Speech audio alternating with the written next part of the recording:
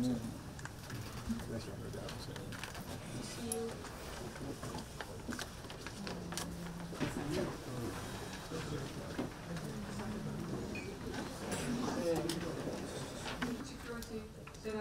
Piari. The Honourable Minister of Marine and Blue Economy, Mr. Oyetola. The Honourable Minister, Senator Rokkobi.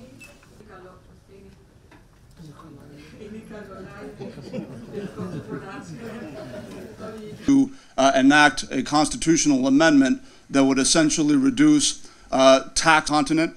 He is not letting anything out of his sight as he focuses on that. Sorry about that, so I will take this moment to do that. I would like to also introduce the that would have liked to join this round table. Quite a number of things. As you know, Netherlands is an extremely knowledge-driven economy.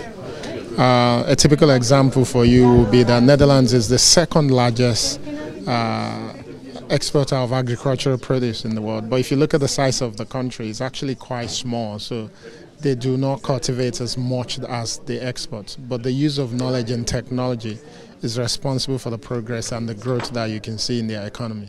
And because of our ambition to diversify our economy in Nigeria, but ensure technical efficiency, which is whatever we do, we need to raise the level of productivity. It is important that we align, but also partner with countries like Netherlands. So one of the two things that we've identified in our earlier meetings this morning is actually partnership around talent, right, where the Netherlands has a program that is focused on providing scholarship opportunities for young people in specific sectors, especially in the technological space. So we're looking to work together in that space. As you also are probably aware, Nigeria is prioritizing artificial intelligence, and Netherlands has significant interest in ethics when it comes to AI. As we go on the drive to use artificial intelligence to drive productivity in our country, we have to ensure that we're doing it with the right consideration for governance and ethics. We've identified our area as another area for partnership within the technology space as well. So are we looking at using digital knowledge to drive Nigeria's agricultural sector? Absolutely. So agric is one of them, but it's not limited to agriculture. Netherlands is also one of the leading countries in the world when it comes to the quality of connectivity. And as you know, we're investing in our fiber network in Nigeria, where we're looking to invest in about 90,000 kilometers of fiber optic cable. There's opportunity for us to learn from how they've done it here for the connectivity state to be one of the best in the world, even ahead of countries like Germany, which is quite strong. So as we get the opportunity to acquire this knowledge, we can use it to deepen how we do what we're looking to do in our country as well. Well, first let me say that they use knowledge and technology to achieve that. Because when you look at the land and the population, they don't have those figures to match what we see in terms of agri-export. We in Nigeria will have the available land, but our most problem is that the land is shrinking because we have a huge bulging population. There's habitation encroaching on farmlands. So what we need is increasing yield per space. So increasing yield, and that's technology. Good seeds, good fertilization, good cultivation, and good harvest. And that is, I think, where we can now derive the knowledge and transfer knowledge from Netherlands to the Nigerian space. The other aspect that they're very huge in is livestock. I must, say here that Mr. President is going to release the Renewed Hope Livestock Transformation Program, which will capture the opportunities that exist in the huge value chain of livestock, from beef to dairy production to other small ruminants to piggery and what have you. So there's a huge potential that's available in Nigeria, and that will also come with some of the successes that will be achieved in terms of farmer-herders clashes, where we have the fight for grazing for farmers and also for farmlands. Thank you very much. Thank you very much. Yeah? Thank you. Okay, I think the most interesting thing is the fact that we've met, companies, both the ones that already have years of operations in Nigeria, like KLM and Co. And then we have new companies trying to come into Nigeria. And as you know, the role of Naseni is science and engineering infrastructure, particularly technology transfer. So what we're offering these companies is the ability to domesticate technology after transferring it and also commercializing it.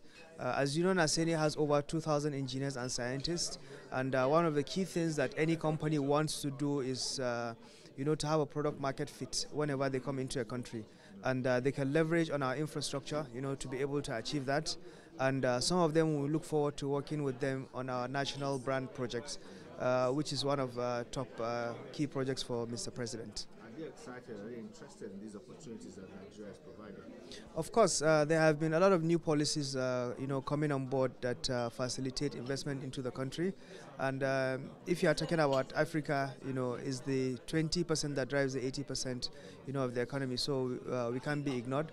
And for us to set up, have a meeting like this, with a huge delegation from the Netherlands, it means there is high interest, and we've seen the bank investing in Nigeria, making a big commitment, from the president, and we're happy to support. We have what it takes to bring more businesses into Nigeria. My name is Muhammad Mironi. I'm the managing director of Afrolantic Group, an indigenous company in Nigeria. Okay, so what's your take on this Nigeria-Dutch business forum that just held? As a matter of fact, I must commend Mr. President for all the efforts he has been putting in different kinds of business forums around the world. That's very commendable, to be honest. As a business person, I've had the opportunity to meet with my business counterparts here in Netherlands and also Qatar and Saudi Arabia, where I've been to.